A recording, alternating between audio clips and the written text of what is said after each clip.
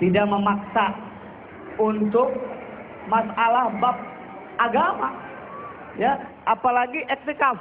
Yang namanya iktikaf ini Rasulullah Shallallahu Alaihi Wasallam itu menyunahkan, karena pernah di bulan Ramadan Rasulullah menyuruh istri sama anaknya iktikaf di masjid.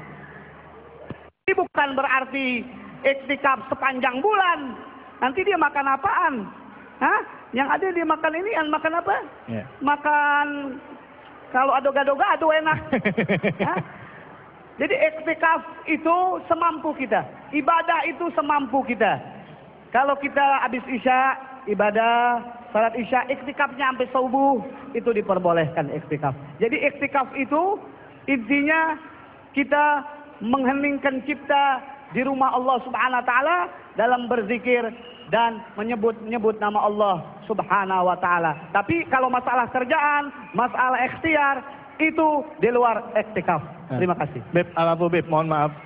Mungkin masih banyak yang belum paham nih Beb ya mengenai masalah itikaf. Itikaf itu sendiri dimulainya tuh dari kapan sih? Dari maghrib mulainya atau dari subuh dia ngetem di masjid ya? Sampai berapa lama tuh itikafnya dibilang sah? Iktikaf itu tidak dipaksakan. Dia masuk masjid langsung niat iktikaf, dia dapat niat iktikaf. Kalaupun dia mau keluar lagi, dia pun telah mendapatkan pahala. Jadi setiap bolak-balik dia niatin iktikaf, nawaitu iktikaf fi hadzal masjid, seperti sekarang nih. Saya niat iktikaf di ini masjid karena Allah taala, kita dapat pahala iktikaf. Jadi iktikaf itu tidak perlu waktu, keadaan. Kapan aja kita mau masuk ke masjid diniatin iktikaf, maka kita dapat pahala iktikaf itu. Amin, insyaallah. Amin, amin, amin, amin, amin. Ya, masalah zakat, Bib. Yang kedua. Masalah zakat. Masalah zakat kemana kita harus disalurkan?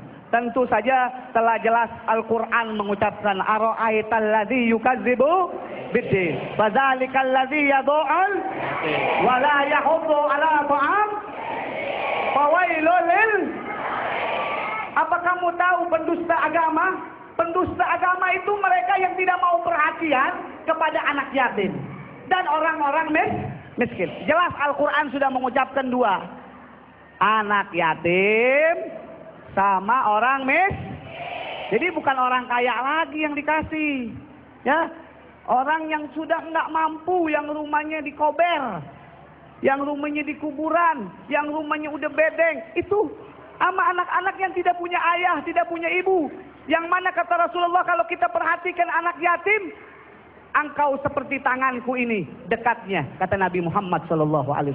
Maka salurkan itu kepada orang-orang yang diucapkan di dalam Al-Quran, maka kita akan mendapatkan sesuatu yang mendapatkan ridho Allah Subhanahu wa taala. Jelasnya tentu di dalam Al-Quran, di dalam mazhab Imam Syafi'i, Imam Malik, Imam Hambali, Imam Hanafi, itu semuanya dijelaskan hak-hak di mana kita harus menyalurkan semua zakat kita.